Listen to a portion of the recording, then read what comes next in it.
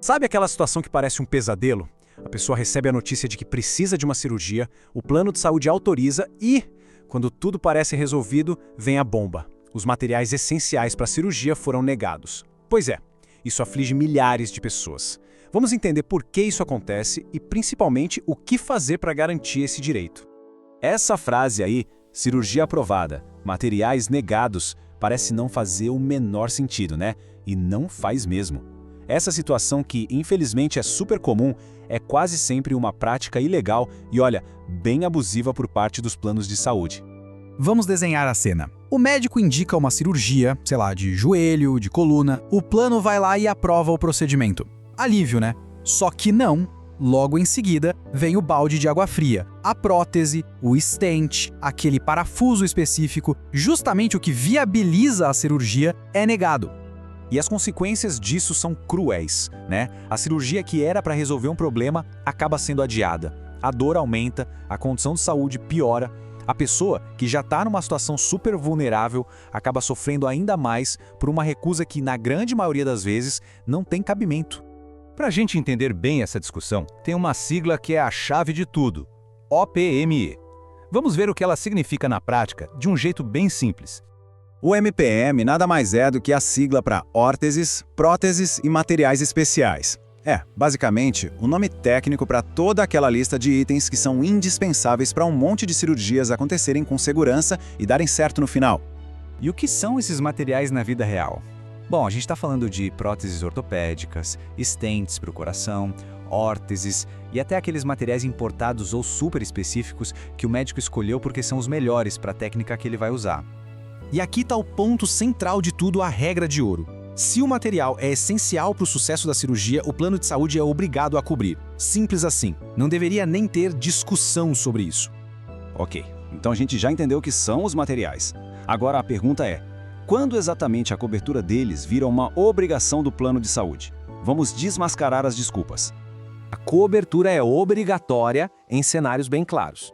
Por exemplo, se a cirurgia já foi autorizada, ora, o material faz parte dela. Se o item é parte da técnica que o médico escolheu, se tem um laudo médico bem detalhado explicando por que precisa ser aquele material e, principalmente, se o atraso colocar em risco a recuperação da pessoa. É uma lógica muito simples, né? Negar o material para uma cirurgia que já foi aprovada é a mesma coisa que dar um carro sem chave e sem roda. Não serve para nada. É uma autorização que na prática não vale coisa alguma. Agora vamos às desculpas mais comuns. A primeira: mas tem que usar o material nacional similar. Olha, não é bem assim. Quem decide qual material é o melhor para o paciente é o médico, que é o especialista técnico. O plano não pode dar palpite nisso.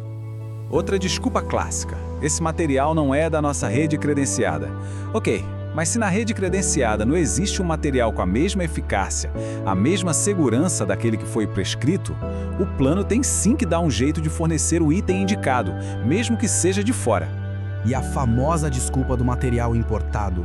Se o médico justifica, com um bom laudo técnico, que aquele item importado é o único ou o melhor para o caso, a justiça geralmente entende que negar essa cobertura é uma prática abusiva.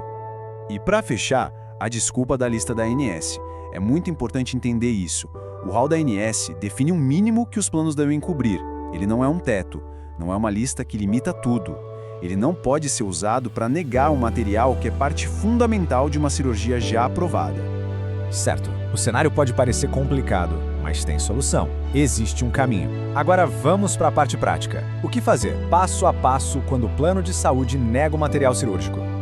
Vamos organizar a estratégia. Primeiro, e isso é crucial, exija a negativa por escrito. Não aceite resposta por telefone. Segundo, peça ao médico um relatório bem detalhado explicando a necessidade e a urgência. Terceiro, guarde todo e qualquer número de protocolo de ligação. Reúna orçamentos e, o mais importante de tudo, procure orientação jurídica especializada. E aqui vem a parte boa. Com todos esses documentos na mão, a solução pode vir bem mais rápido do que se imagina. Em casos de urgência comprovada, uma decisão judicial de emergência, o que a gente chama de liminar, pode sair em questão de horas e obrigar o plano a fornecer tudo. E a justiça costuma ser rápida nesses casos quando fica claro que existe urgência médica, que o material é realmente indispensável, que a negativa do plano foi genérica sem uma boa justificativa e, claro, quando há um risco real do quadro de saúde da pessoa piorar sem a cirurgia. Então, vamos amarrar tudo isso. O caminho para resolver esse problemão envolve ter clareza sobre os próprios direitos, ter esperança de que é possível reverter a situação e, acima de tudo, partir para a ação.